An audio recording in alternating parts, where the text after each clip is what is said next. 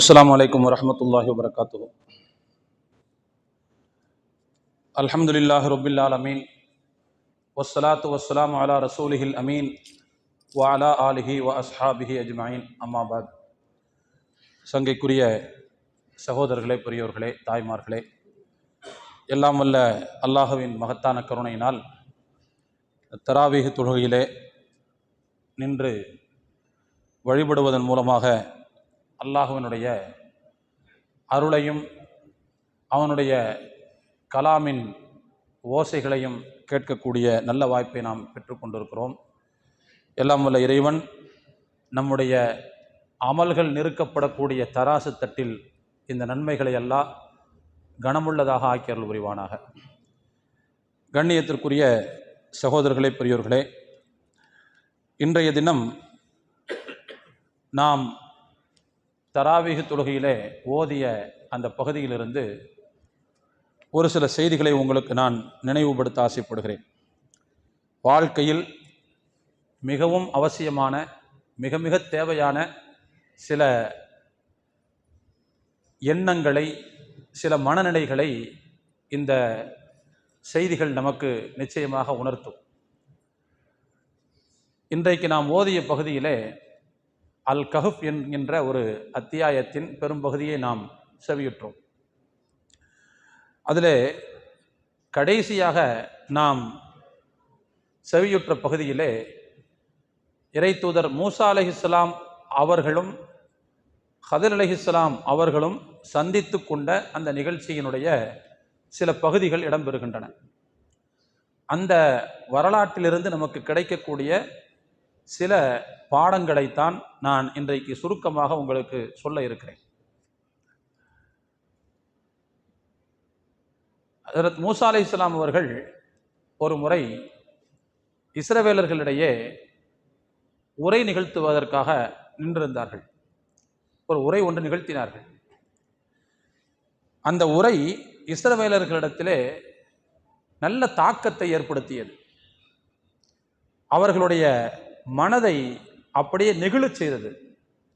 அந்த உரையில் கலந்து கொண்ட பல பேர் கண்ணீர் வடித்தார்கள். பல பேர் அந்த உரையின் மூலமாக தாக்கம் பெற்று ஒரு மிகப்பெரிய மாறுதலை அவர்கள் சந்தித்தார்கள்.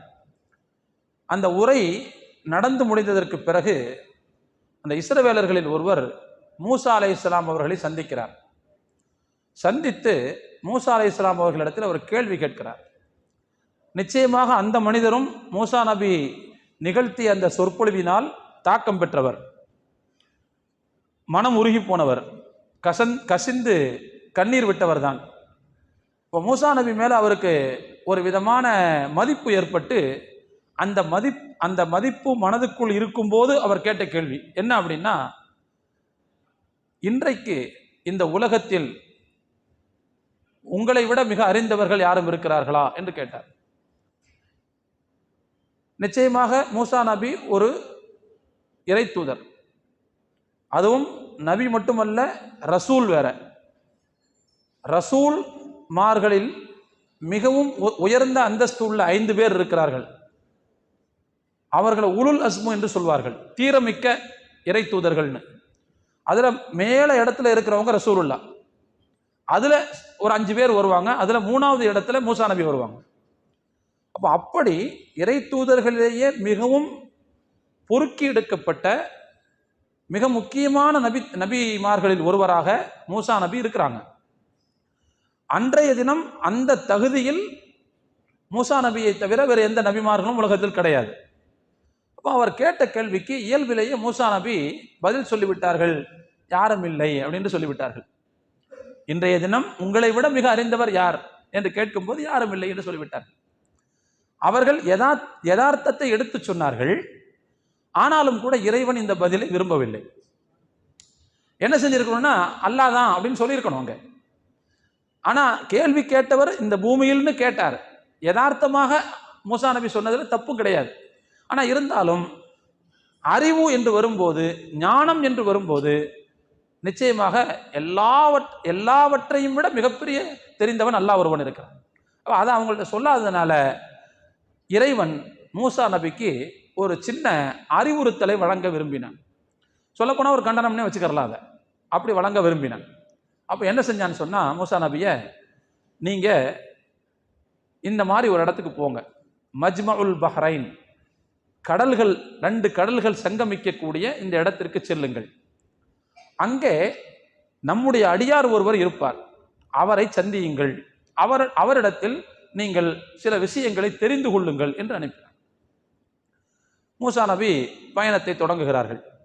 பொதுவாக பயணம் என்பது கூட துணைக்கு வழிக்கு ஆள் வேணும், இருந்தால் தான் அது நல்லா இருக்கும். கூட ஒரு இளைஞர் ஒருவரை அழைத்து கொண்டார்கள். அவர் பெயர் யூஷா பின் நூன், பிற்காலத்தில் அவர் நபியாக வந்தவர். அவரை அழைச்சிக்கிட்டாங்க. அப்போ அல்லாட்ட மூசா நபி கேட்டாங்க, நாங்கள் போகிறோம், ஆனால் சரியா இந்த இடத்துல தான் இருப்பாருங்கிறதுக்கு ஏதாவது எங்களுக்கு அறிகுறி வேணும்ல, அந்த அறிகுறி என்னன்னு சொல்லு அப்படின்னு அல்லாட்ட கேட்டாங்க. இப்போ மூசா நபிட்டு அல்லாஹ் சொன்னா, நீங்கள் சாப்பிட்றதுக்கு பொரிச்ச மீன் எடுத்துக்கங்க, சாப்பிட்றதுக்கு கொண்டு போங்க, எந்த இடத்துல அந்த மீன் உங்கள் கையை விட்டு தவறுதோ அந்த இடத்துல தான் நம்ம ஆள் இருப்பார் அப்படின்னு அல்லாஹ் சொன்னான். அதே மாதிரி எடுத்துக்கிட்டாங்க, எடுத்துகிட்டு போகிறாங்க. அது ஒரு பெரும் பயணம், நீண்ட பயணம். அந்த பயணத்தில் மூசா நபி நிறைய சிரமங்களையும் அனுபவித்தார்கள். அப்போ ஒரு இடத்துல மூசா நபி தன்னுடைய அந்த பணியாளர் இடத்துல சொல்கிறார்கள், லக்கது லக்கீனா மின் சஃபரினா ஹாதா நசபா, இந்த பயணத்தில் ரொம்ப கஷ்டத்தை நம்ம அனுபவிச்சிட்டோம், ஆத்தினா கதா ஆனா, சாப்பாடை கொண்டு வாப்பா சாப்பிடுவோம் அப்படின்னு சொல்றாரு. நல்லா கவனிக்கணும், இந்த இடத்துல கல்வியை தேடி போகக்கூடிய பயணங்கள் பெரும்பாலும் சிரமமாகத்தான் இருக்கும். சிரமப்படாவிட்டால் கல்வியை பெற முடியாது, அதுதான் யதார்த்தம். இலகுவாவெல்லாம் கல்வியெல்லாம் பெற்ற முடியாது. நம்முடைய சலஃபுகள், ஹதீஸ் கலை வல்லுநர்கள், தப்சீர் கலை வல்லுநர்கள், இவர்களுடைய அந்த கல்வி தேடக்கூடிய முயற்சியை நீங்கள் வரலாற்றில் படித்தீர்கள் என்று சொன்னால் கண்கள் கசிந்து விடும். அவ்வளோ கஷ்டப்பட்டிருப்பாங்க. அவங்க பயணம் போன தூரங்கள் எல்லாம் பார்த்தீங்கன்னு சொன்னால் நாடு நாடா போவாங்க. கல்வியை படிப்பதற்கு தாயகத்தை துறக்க வேண்டும் என்பது அவர்களுடைய காலத்தில் என்பது அடிப்படை விதியாக இருந்தது. அப்ப அந்த மாதிரி தூர நாடுகளுக்கெல்லாம் போய், தேசங்களுக்கெல்லாம் போய் படிப்பார்கள். கல்வியை தேடி பயணம் என்பது ஒரு சிரமங்களை அனுபவிக்கக்கூடிய பயணம் தான். அப்போ நாம ரொம்ப அனுபவிச்சிட்டோம், பசிக்குது, சாப்பாடை எடுத்துட்டு வா அப்படின்னு சொல்லும்போது அந்த பணியாளர் சொல்கிறார், ஒரு விஷயத்தை உங்கள்ட்ட சொல்ல மறந்துட்டேன். என்ன அப்படின்னா, ஒமா அன்சானிஹு இல்ல சைத்தான், நிச்சயமாக அதை சைத்தான் தான் மறக்கடித்து விட்டான். என்ன அப்படின்னா, நம்ம வந்துக்கிட்டே இருக்கும்போது திடீர்னு அந்த மீன் துள்ளி குதிச்சு கடலுக்குள்ள போயிடுச்சு. நான் அதை சொல்லணும்னு நினைச்சா சைத்தான் மறக்கடிச்சிட்டான். அப்படியா, ஏற்கனவே கஷ்டம், இப்போ இதை தேடி வேற போகணுமா அப்படின்னு சொல்லி போனவர்கள் அப்படியே பேக் வாங்குறாங்க, பின்னாலே தேடி வர்றாங்க. தேடி வரக்கூடிய அந்த இடத்துல அவர்கள் ஒரு இடத்தில் பார்க்கிறார்கள், அந்த மீன் கடலுக்குள்ளே போன அந்த தடயம் அப்படியே இருக்கிறது. அந்த இடத்தை கண்டுபிடிச்சிடுறாங்க. கண்டுபிடிச்சா அங்கதான் அல்லாஹ் சொன்ன அந்த அடியார் இருக்கிறார் என்பதை புரிந்து கொண்டு அந்த 2 பேரும் தேடுறாங்க. அந்த அடியார் கிடைத்து விட்டார். அல்லாஹ் சொல்கிறான், ஃபவஜதா அப்தம் மின் இபாதினா ஆத்தைனாஹு ரஹ்மத்தம் மின் இந்தினா வஅல்லம்னாஹு மின் லதுன்னா இல்மா. நாம் எந்த அடியாரை குறிப்பிட்டோமோ அவரை அந்த 2 பேர் அடைந்து கொண்டார்கள். அந்த அடியாருக்கு நம் புறத்திலிருந்து நாம் அறிவு ஞானங்களை கொடுத்திருந்தோம். அவரை கண்டுபிடிச்சிட்டாங்க. கண்டுபிடிச்ச உடனே நோக்கம் என்னன்னு சொன்னா, அல்லாஹ் அறிவுரை பெறுவதற்காகத்தான் அனுப்பி வைத்திருக்கிறாங்க. மூசா நபி என்ன செய்யறாங்கன்னு சொன்னா, அந்த அடியார்கிட்ட பேசுறாங்க. ஹல் அத்தபிஉக அலா அன் துஅல்லிமனி மிம்மா உல்லிம்த ருஷ்தா, உங்களுக்கு கற்றுக் கொடுக்கப்பட்ட, அல்லாஹ்வால் உங்களுக்கு கற்றுக் கொடுக்கப்பட்ட அந்த நல்ல விஷயங்களை எனக்கு நீங்கள் கற்றுத்தர முடியுமா, உங்களுக்கு பின்னால் நான் வரலாமா என்று கேட்டாங்க. இந்த இடத்துல நீங்க கவனிக்கணும், ஒரு பெரிய நபி, அவங்க யாரை தேடி போனாரோ அவர் ஒரு அடியார், அவர் ஒரு நல்ல மனிதர், இறைநேசர்னு வச்சுக்கோங்க. சில அறிஞர்களுடைய கருத்துப்படி அவரும் ஒரு நபி அப்படிங்கிற மாதிரியான ஒரு கருத்து கூட இருக்கிறதுன்னு வச்சுக்கோங்க. இருந்தாலும் மூசா நபியினுடைய லெவலுக்கு அவங்க கிடையாது. இருந்தாலும் அல்லாஹ் சொல்லி இவரிடத்தில் நாம் வந்திருக்கிறோம், இவரிடத்திலிருந்து தனிப்பட்ட சில விஷயங்களை கற்றுக்கொள்ள சொல்லி அல்லாஹ் சொல்லியிருக்கிறான். அப்படிங்கும் போது ஒரு ஆசிரியருக்குரிய மரியாதையை அங்கே அப்படியே கொடுக்கிறார். அதனாலதான் அல்லாஹ் அவங்கள்ட்ட அனுப்பிச்சிருக்கான், எனக்கு ஏதாவது சொல்லிக் கொடுங்க அப்படின்னு சொல்லல. அந்த வார்த்தையே பாருங்க எப்படி இருக்குன்னு. ஹல் அத்தபியூக்க, நான் உங்களோட பின்னால வரலாமா? அலா அந்து அல்லிமணி மிம்மா உள்ளிம் தருஷ்தா, அல்லாஹ் உங்களுக்கு கற்றுக் கொடுத்த நல்ல விஷயங்கள் சிலதை எனக்கு நீங்கள் கற்றுக் கொடுக்க வேண்டும், அதனால உங்க கூட நான் கொஞ்சம் வரலாமா அப்படின்னு கேட்கிறாங்க. அவர் உடனே பதில் சொன்னாரு, நீங்க அதுக்கு சரிப்பட்டு வர மாட்டீங்க அப்படின்ட்டாரு. இன்னக்கலன் தஸ்ததி அமய சபரா, என்னோடு நீங்கள் பொறுமையாக வருவதற்கு உங்களுக்கு முடியாது, உங்களால் பொறுத்து கொள்ள முடியாது, நீங்க வேகப்படுவீங்க, நீங்க ஆக்ரோஷப்படுவீங்க, அதெல்லாம் சரிப்பட்டு வராது அப்படிங்கிறார். மூசா நபி சொன்னாங்க, தஜிதுனி இன்ஷா அல்லாஹு சாபிரன், அல்லாஹ் நான் பொறுமையா இருக்கிறேன், ஒன்றும் பிரச்சனை இல்லை, உங்கள்கிட்ட வர சொல்லி எல்லாம் சொல்லிட்டான், அதனால நீங்க எப்படியாவது என்ன கூட்டு போங்க அப்படின்னு நிற்கிறாங்க. கடைசியில் அவர் என்ன செஞ்சாருன்னு சொன்னா, அப்படின்னா ஒரு கண்டிஷன், என் கூட வரணும், நான் சில விஷயங்களை சொல்வேன், சில விஷயங்களை செய்வேன், ஏன் அப்படின்னு கேள்வி கேட்கக்கூடாது, எந்த கேள்வியும் கேட்காமல் என் பின்னால் வர வேண்டும், அப்படின்னா நீங்க வரலாம் அப்படின்னு சொன்னாங்க. உடனே மூசா நபி கேள்வி தானே கேட்கக்கூடாதுங்கிறாரு, பரவாயில்ல ஒன்றும் பிரச்சனை இல்லை போய்க்கிறலாம் அப்படின்னு சொல்லிட்டு 2 பேருடைய அந்த ஒப்பந்தம் அங்கே நிறைவேறி போறதுன்னு முடிவு பண்ணி வர்றாங்க. வந்த உடனே முதல்ல நான் சுருக்கமாகவே சொல்லிடுறேன், ஒரு கப்பலில் ஏறுகிறார்கள் மூசா நபியும் அந்த ஹதிர் அலைஹிஸ்ஸலாம் அவர்களும். ஹதிர் நான் சொல்லினேன், அது நீங்கள் ஹிதர்னு கேள்விப்பட்டிருப்பீங்க, ஹிதர் அப்படின்னு கேள்விப்பட்டிருப்பீங்க. சில பேர் அதை தான் கிதிர்னு கூட சொல்லுவாங்க. அவருடைய பெயரின் சரியான உச்சரிப்பு என்பது ஹதிர் அலைஹிஸ்ஸலாம். அவங்களும் மூசா நபியும் முதல்ல ஒரு கப்பலில் ஏறுறாங்க. போய்கிட்டே இருக்குது கப்பல்.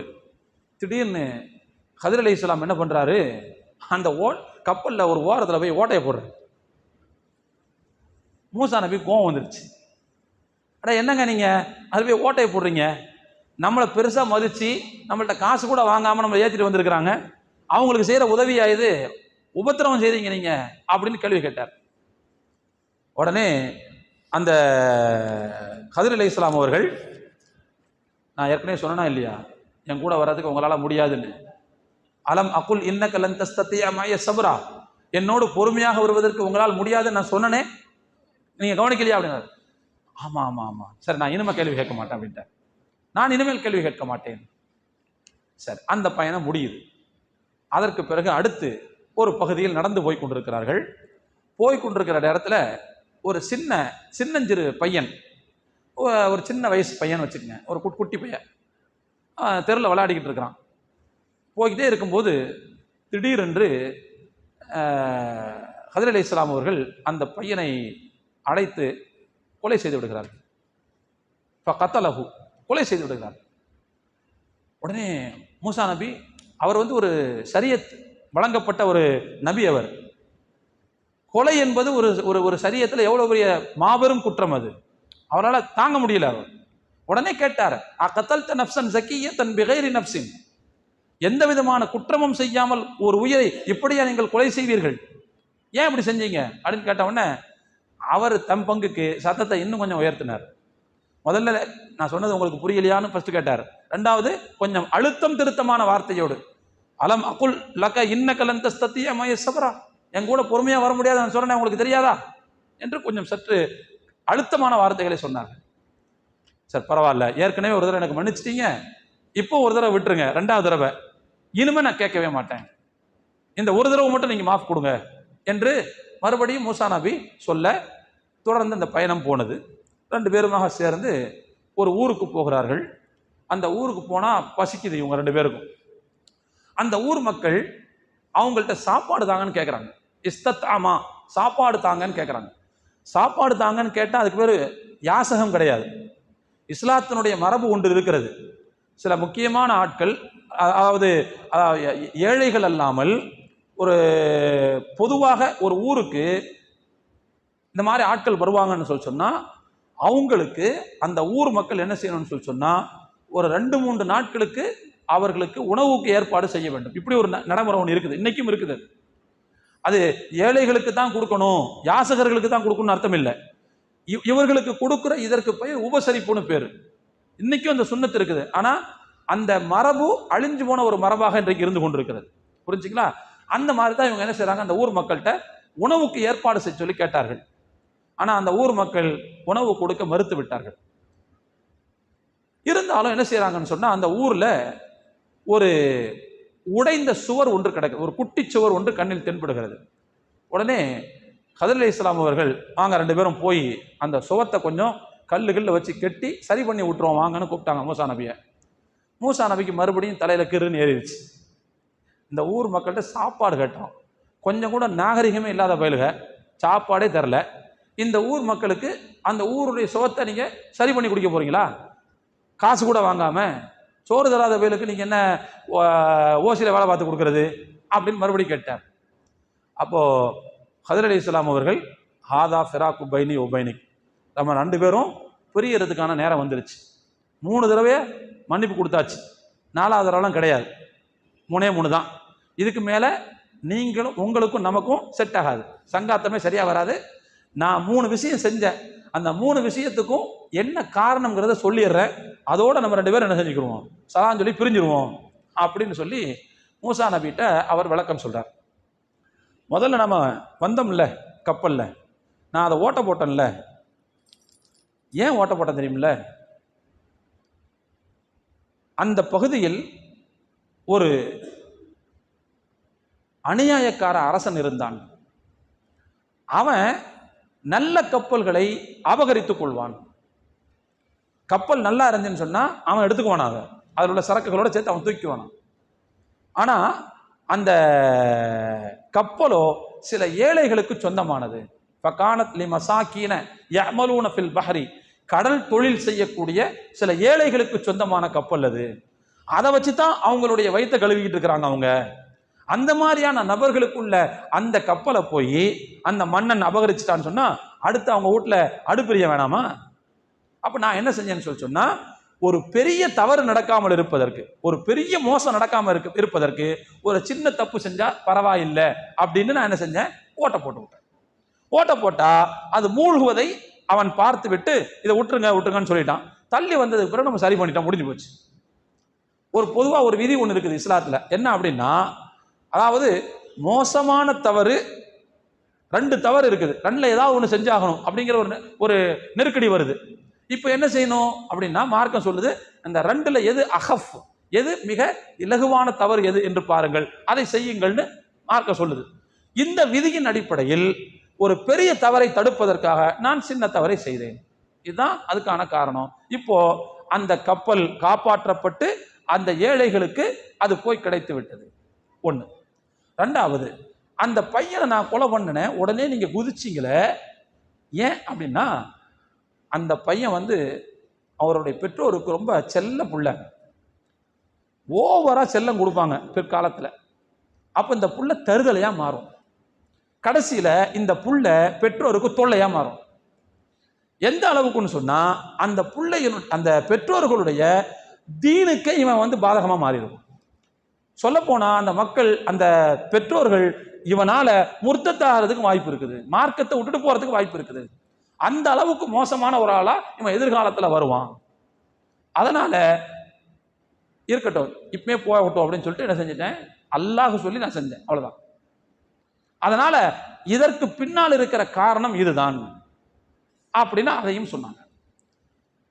3வது, அந்த ஊர்ல ஒரு சரிந்து கிடந்த சுவர், அந்த ஊர் மக்கள் நமக்கு உபசாரம் செய்யாமல் நம்மை அவர்கள் தவிர்த்தாலும் கூட அந்த ஊர்ல அந்த சுவத்தை நாம கட்டி கொடுத்தமே, அதுக்கு காரணம் என்னன்னு சொன்னா, அந்த சுவற்றுக்கு கீழே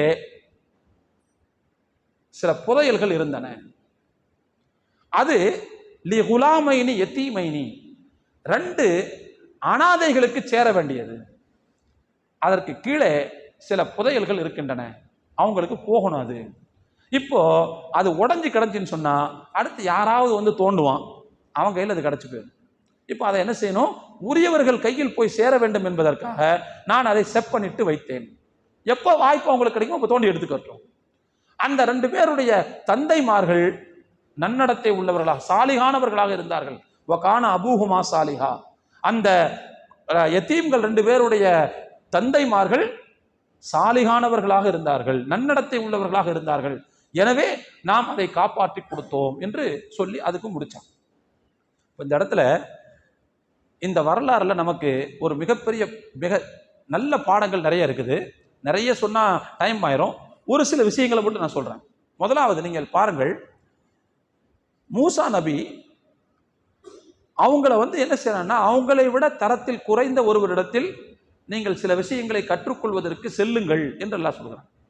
மூசா நபி தங்களுடைய தகுதியை பார்க்கவில்லை. அல்லாஹுவின் புறத்திலிருந்து ஒரு இல்மு கிடைக்குதுன்னு சொன்னா அது யாரிடத்தில் போனாலும் நாம் என்ன செய்ய வேண்டும்? போய் பெறத்தான் வேண்டும் என்பதை மூசா நபி என்ன செய்கிறார்கள்? ஏற்றுக்கொள்கிறார்கள். அதனாலதான் போய் அவர்கிட்ட மிக பவ்வியமாக அந்த வார்த்தையை சொன்னாங்க. அவர் கூட சொன்னாரு, உங்களால பொறுமையா இருக்க முடியாதுன்னு. இல்லைங்க, நான் இருக்கிறேன் அப்படின்னு சொல்லி எவ்வளவு தூரம் பவ்வியமாக பேச முடியுமோ அவ்வளவு தூரம் பவ்வியமாக அமைதியாக அடக்கத்தோடு பேசி அவர்களோடு பயணித்தார்கள். அந்த கல்வியை கற்பதற்கு அவர்கள் தயாரானார்கள் என்று நாம் பார்க்கிறோம். இது முதலாவது ஒரு பாடம் நமக்கு. ரெண்டாவது இன்னொரு பாடம் இது என்னன்னு சொன்னா, இதுல ஒரு மனிதர் எவ்வளவுதான் உயர்ந்த அந்தஸ்திற்கு போனாலும் அவர் கற்றல் முயற்சியை கைவிடக்கூடாது. தொடர்ந்து கற்பதற்கு இருந்து கொண்டேதான் இருக்கிறது. ஏதாவது ஒரு விஷயம் நமக்கு என்ன செய்யும்? கிடைக்கத்தான் செய்யும், கிடைக்காம இருக்காது. பெரிய பெரிய பட்டம் வாங்கினவங்க கூட அடுத்து தொடர்ந்து படித்துக்கொண்டே இருப்பதை நாம் பார்க்கிறோம். ஆனா நம்மள நிறைய பேர் நமக்கு கிடைத்த சில விஷயங்களோடு திருப்தி அடைந்து விடுகிறோம். போனோமா பயான்ல உட்கார்றோம், பயான்ல கிடைச்சதோட திருப்தி ஆயிடுறது, அல்லது சில வாட்ஸ்அப்புகளை பார்க்கறது கொள்றது, அதோட திருப்தி ஆயிடுறது. அதற்கு மேலும் மார்க்கம் இருக்கிறது அப்படிங்கிறத தயவுசெய்து நாம் புரிந்து கொள்ள வேண்டும். அதற்கு நேரத்தை ஒதுக்க வேண்டும். நமக்கு நம்முடைய வாழ்க்கையில் நிறைய பணிச்சுமைகள் இருக்கலாம், வியாபாரங்கள் இருக்கலாம், வேறு சில நெருக்கடிகள் எல்லாம் கூட இருக்கலாம். அதோடு சேர்த்து கற்றல் முயற்சியையும் கைவிடாமல் என்ன செய்ய வேண்டும்? கொண்டு போக வேண்டும். நமக்கு எவ்வளவு வேணாலும் வயசாகலாம், வயசெல்லாம் கற்பதற்கு ஒரு தடையே கிடையாது. சொல்ல போனா சஹாபாக்கள்லாம் அவங்களுடைய பெரிய வயசுல தான் கற்றுக்கொள்ளவே ஆரம்பிச்சாங்க. ரசூலுல்லாஹுக்குலாம் 40 வயசுல தானே வஹியே வந்துச்சு. அபூபக்கர் ரலியல்லாஹுவுக்குலாம் அப்பதானே 40 வயசு. அப்போ பெரிய பெரிய வயசுல தான் அவங்க கற்கவே ஆரம்பித்தார்கள். எனவே பெரிய வயது என்பது கற்பதற்கு ஒரு தடையான விஷயம் கிடையாது அப்படிங்கிறதையும் நாம் இங்கே புரிந்து கொள்ள கடமைப்பட்டிருக்கிறோம். ஒன்று. அது மாதிரி கற்பதாக இருந்தால் இன்னொரு முக்கியமான விஷயம், அறிஞர்களுடைய தொடர்பில் இருக்க வேண்டும். அது ரொம்ப முக்கியம். அறிஞர்களுடைய தொடர்பில் இருக்க வேண்டும். கல்வி என்பது புத்தகங்களை திறந்து படித்தால் கிடைக்கும், அறிவு ஞானம் கிடைக்கும். அதே போல இந்த மாதிரி ஒளிநாடாக்களை பார்க்கும் போதும் அறிவு ஞானங்கள் கிடைக்கும். ஆனால் நமக்கென்று நம்பகமான ஒரு அறிஞரை நாம் வைத்துக் கொள்ள வேண்டும், ஒரு ஆளுமை வைத்துக் கொள்ள வேண்டும். அவருடைய தொடர்பில் தான் நாம் நம்முடைய கற்றல் பணியை தொடங்க வேண்டும், தொடர்ந்து இயங்கிக் கொண்டிருக்க வேண்டும். ஏன்னா நமக்கு நாம் படிக்கிற விஷயங்கள் அல்லது கேட்கின்ற விஷயங்கள் எல்லாமும் 100% உண்மையாக தான் இருக்கும்னு சொல்ல முடியாது, 100% சரியாக தான் இருக்கும்னு சொல்ல முடியாது. இன்னைக்கு உலகத்தில் பார்த்தீங்கன்னு சொன்ன பெரும்பாலும் இன்னைக்கு மக்கள் நாலேஜ் எதிர்ந்து எடுக்கிறாங்கன்னு சொன்னால் எல்லாம் வாட்ஸ்அப் காலேஜும் யூடியூப் யூனிவர்சிட்டியுமா தான் இருக்குது. யூடியூப் யூனிவர்சிட்டி தான் இன்னைக்கு ஃபுல்லாக, யூடியூப் வாட்ஸ்அப் யூனிவர்சிட்டி தான். அதுல இருந்து படிச்சுட்டு வந்து தான் மக்கள் நிறைய பேர் என்ன செய்யறாங்க, அப்படியாக்கும் இப்படியாக்குன்னு சொல்றாங்க. ஆனால் வரக்கூடிய வாட்ஸ்அப்லாம் சரியாக தான் வருதான்னு அல்லாவுக்கு தான் தெரியாது, சொல்ல முடியாது. இன்னும் சொல்ல போனால் நீங்கள் இணையதளத்துக்குள்ள இஸ்லாமிய தகவல்களை நீங்கள் தேட போனீர்கள் என்று சொன்னால், என்னுடைய அனுபவத்தில் சொல்கிறேன், கிட்டத்தட்ட 20-25 வருடங்கள் அதற்குள்ளேயே நான் மூழ்கி கிடக்கிறேன் அப்படிங்கிற அந்த அனுபவத்திலிருந்து சொல்கிறேன். சரியான விஷயங்கள் மட்டும்தான் இணையதளத்தில் உலவுகின்றன என்று சொல்ல முடியாது. நான் என்னுடைய தேடலில் கூட சில நேரங்களில் நான் சில விஷயங்களை தேடுவதற்காக பயன்படுத்தும் போது பார்த்தீங்கன்னு சொன்னா ஷியாக்களுடைய ஆக்கங்கள் எல்லாம் வரும். ஆனால் வெளியில தெரியவே தெரியாது. படித்து பார்க்கும்போது நுணுக்கமாக பார்த்தாலும் அதை புரிந்து கொள்ள முடியும். அதுக்கு பிறகு நம்ம பேக் வாங்குவோம் அதுல இருந்து. அப்போ நான் என்ன சொல்ல வரேன்னா, வெறும் இணையதளங்கள், வாட்ஸ்அப்பு, இதுல வரக்கூடிய இந்த நவீன தொழில்நுட்பங்களின் மூலமாக மட்டுமே நம்முடைய கற்றல் என்பது நின்று விடக்கூடாது. அதுல வர்றதெல்லாம் 100க்கு 100 சரியா தான் இருக்குன்னு சொல்ல முடியாது. எனவே நமக்கென்று நம்பகமான யாராவது ஒரு அறிஞரை வைத்துக் கொள்ள வேண்டும். 1-2 பேர் வச்சுக்கிறோம். அவங்கள்ட்ட என்ன செஞ்சுக்கணும்னு சொன்னா, இந்த மாதிரி விஷயங்களை சரிப்படுத்திக் கொள்ள வேண்டும். இப்படி ஒன்று கேட்டால் சரியா இருக்குமா அப்படின்னு சரிப்படுத்திக் கொள்ள வேண்டும். அறிஞர்களுடைய துணையோடு தான் கல்வியை நாம் பெற வேண்டும் என்பது மிக முக்கியமான விஷயம். நபி ஸல்லல்லாஹு அலைஹி வஸல்லம் அவர்கள் நான் குர்ஆனையும் ஹதீஸையும் விட்டு சென்றேன் என்று சொன்னபோது அவங்க அட்டைகளுக்கு இடையான ஹதீஸையும் அட்டைகளுக்கு இடையிலான குரானையும் விட்டு விட்டு போகவில்லை, அதை தெரிந்த ஆட்களைத்தான் விட்டு விட்டு போனார்கள். ஆட்கள்கிட்ட தான் கத்துக்கறணும், அதான் ரொம்ப முக்கியம். புரிஞ்சுங்களா? அப்போ இது மிக முக்கியமான விஷயம். இந்த மூசா நபியினுடைய வரலாறுல அவங்க கற்றுக்கொள்வதற்கு ஒரு நபரை தேடி போனார்கள், அவற்றை தான் அந்த விஷயத்தை கற்றுக்கொண்டார்கள் என்பதையும் பார்க்கிறோம். அதே மாதிரி இன்னொரு முக்கியமான விஷயம் என்னன்னு சொன்னா, இந்த வரலாறுல 2 விஷயம். ஒன்று கப்பல்ல ஓட்ட போட்டது, இன்னொன்று அந்த பையனை கொலை பண்ணது. இந்த 2மே நல்ல கவனிச்சிங்கன்னு சொன்னா அல்லாஹ் சொல்லி ஹதர் அலைஹிஸ்ஸலாம் அவர்கள் செய்தது இல்லையா? சில நேரங்களில் என்ன கருத்தை இங்கே உணர்த்த வருகிறார்கள் என்று சொன்னால், நம்முடைய வாழ்க்கையிலையும் இப்படிப்பட்ட சில இழப்புகள் வரும். அப்படி வந்தால் அதை எப்படி எதிர்கொள்ள வேண்டும் என்பதை இங்கே கற்றுக் கொடுக்கிறார்கள். இப்படி சில பேருக்கு இது மாதிரி வரும், கசப்பான விஷயங்கள் நடக்கும். அது கலாவின் அடிப்படையில் வருகிறது, கலா கதிரின் அடிப்படையில் வருகிறது, விதியின் அடிப்படையில் வருகிறது. அப்படி வரும்போது என்ன செய்யணும்னு சொன்னா, அதை ஒரு மூமின் பொருந்திக் கொள்ள வேண்டும். அதன் மீது தன்னுடைய கோபத்தை காட்டக்கூடாது. ஏன்னா ஒரு அடியானுக்கு எது மிகச் சிறந்தது என்பதை அல்லாஹ் தான் அறிவான். அவனுக்கு கசப்பு சிறந்ததா இனிப்பு சிறந்ததா என்பதை அல்லாஹ் தான் அறிவான். எனவே இனிப்பு வந்தால் மகிழ்கிற நாம் கசப்பு வரும்போது அதை வெறுக்கிறோம். ஆனா அந்த கசப்பு யார்கிட்ட தான் வருது? அல்லாஹ்ட்ட தான் வருது. எப்படி இந்த பையன் கொலை பண்ணப்பட்டான் இல்லையா? கொலை பண்ணப்பட்ட அந்த பையன் வெளிப்படையில் பார்த்தால் அந்த குடும்பத்திற்கு இழப்பு, அந்த குடும்பத்திற்கு இழப்பு, ஒரு புள்ள போயிருச்சு. ஆனால் அந்த கொலைக்கு பின்னால் இருந்த காரணம் பார்த்தீங்கன்னா, அந்த காரணத்தோடு சேர்த்து அந்த இன்சிடென்ட் நீங்க நம்ம வழங்கணும்னு வச்சுக்கோங்க, பரவாயில்லைன்னு தோணும். ஏன்னா இப்பொழுது வின் சிச்சுவேஷன் அங்கே வந்துடுது பாருங்க. ஒரு காலம் இந்த பையன் வளர்ந்து அதே மாதிரியே தருதல பிள்ளையா மாறி பெற்றோர்களுடைய தீனுக்கே நாசம் செய்து மோசம் செஞ்சு எல்லாரும் நரகவாசிகளாக மாறுறதை விட இங்க என்ன ஆச்சு? பெற்றோர்களும் நல்லவர்களாகவே வாழ்ந்திருக்கிறார்கள். இந்த பையனும் பெற்றோருக்கு முன்னாடியே சொர்க்கத்துக்கு போயிட்டான். அப்போ 2 பேருமே என்ன ஆயிட்டாங்க? வின் வின் சிச்சுவேஷன் சொல்றேன். இவரும் வெற்றி பெற்று விட்டார், பெற்றோர்களும் வெற்றி பெற்று விட்டார். அல்லாஹ் எப்படியான சூழ்நிலையை இங்கே ஏற்படுத்துகிறார்? ஒரு நம்முடைய பார்வையில் கசப்பாக இருக்கக்கூடிய ஒரு விஷயம்தான். ஆனால் அல்லாஹ் என்ன நினைக்கிறான்னு சொன்னா, 2 பேருக்கும் மகிழ்ச்சியான ஒரு சூழ்நிலையை ஏற்படுத்த வேண்டும் எதிர்காலத்தில் என்று நினைக்கிறான். அதனால அல்லாஹ் என்ன செய்யறான்னு சொன்னா, அந்த நேரத்தில் ஒரு கசப்பான சூழ்நிலையை ஏற்படுத்துகிறான். வெளிப்படையில் இது கசப்பாக இருந்தாலும் தூர நோக்கில் பார்த்தோம் என்று சொன்னால் இது வாழ்க்கையில் மிக முக்கியமான ஒன்றுதான். அப்போ இதுல இருந்து நமக்கு என்ன பாடத்தை போதிக்க வர்றாங்கன்னு சொன்னா, நம்ம வாழ்க்கையிலையும் இந்த மாதிரி சில நேரங்கள்ல கசப்பான விஷயங்கள் நடக்கலாம். வந்த உடனே நாம் புலம்பக்கூடாது, நாம் அதை எதிர்க்கக்கூடாது, உடனே நாம் பதட்டம் அடையக்கூடாது. நாம் பதட்டமாகி அல்லாஹ்வினுடைய முடிவுக்கு எதிரான வார்த்தைகளை பேசிவிடக்கூடாது. உங்களுக்கெல்லாம் தெரியும், நபி ஸல்லல்லாஹு அலைஹி வஸல்லம் அவர்களுக்கு இப்ராஹிம் அப்படிங்கிற பெயர்ல ஒரு ஆண் குழந்தை பிறந்தது. மாரியத்துல் குபத்தியா அவங்க மூலமாக ஒரு 16 அல்லது 17 மாதங்கள் அந்த குழந்தை உயிரோடு இருந்தது. ஒரு நாள் அந்த குழந்தை இறந்து போனது. நபி ஸல்லல்லாஹு அலைஹி வஸல்லம் அவர்கள் கண்ணீர் வடித்தார்கள். அப்ப என்ன சொன்னாங்க ரசூலுல்லாஹ்? உன்னுடைய பிரிவுக்காக நாங்கள் எல்லாம் வருந்துகிறோம், எங்களுடைய கண்கள் கண்ணீர் வடிக்கின்றன, எங்களுடைய இதயங்கள் கசிகின்றன, உருகுகின்றன. ஆனாலும் அல்லாஹ்வுடைய முடிவு இது, எனவே அந்த முடிவுக்கு எதிராக நாங்கள் எந்த வார்த்தையும் பயன்படுத்த மாட்டோம் ரசூலுல்லாஹ் சொன்னாங்கன்னு சொல்லி வரலாறுல வருது. அப்போ இது ஒரு விதமான கசப்புன்னு வச்சுக்கோங்க. இது ஒரு விதமான நமக்கு வரக்கூடிய துன்பம். இதே மாதிரி எந்த துன்பங்கள் வந்தாலும் அந்த துன்பத்தில் ஒரு மூமின் இப்படிப்பட்ட நிலைப்பாட்டைத்தான் எடுக்க வேண்டும் என்று மார்க்கம் விரும்புகிறது. அதை நமக்கு போதனை செய்வதுதான் இந்த வரலாறுடைய மிக முக்கியமான நோக்கம். நபி ஸல்லல்லாஹு அலைஹி வஸல்லம் அவர்கள் சொல்லுவாங்க, அஜபன் லி அம்ரில் மூமின், ஒரு மூமினுடைய நிலையை பார்த்தால் வியப்பாக இருக்கிறது. என்ன நடந்தாலும் மூமினுக்கு நன்மையாகவே முடிகிறது. அவருக்கு ஒரு நன்மை நடந்தால் உடனே அல்லாஹ்வுக்கு நன்றி செலுத்துகிறார், அது அவருக்கு நன்மையாக முடிகிறது. அவருக்கு ஒரு தீங்கு நேர்ந்தால், ஒரு இழப்பு ஏற்பட்டால் உடனே அவர் பொறுமை காக்கிறார், இது அல்லாஹ்வினுடைய முடிவு, இதுல என்ன நன்மை இருக்கும்னு என்னுடைய சிற்றறிவுக்கு தெரியல, ஆனா ஏதோ எதிர்கால நன்மை இல்லாமல் இருக்காது அப்படின்னு அவர் தன்னை சகிப்புத்தன்மையோடு கட்டுப்படுத்திக் கொள்கிறார்.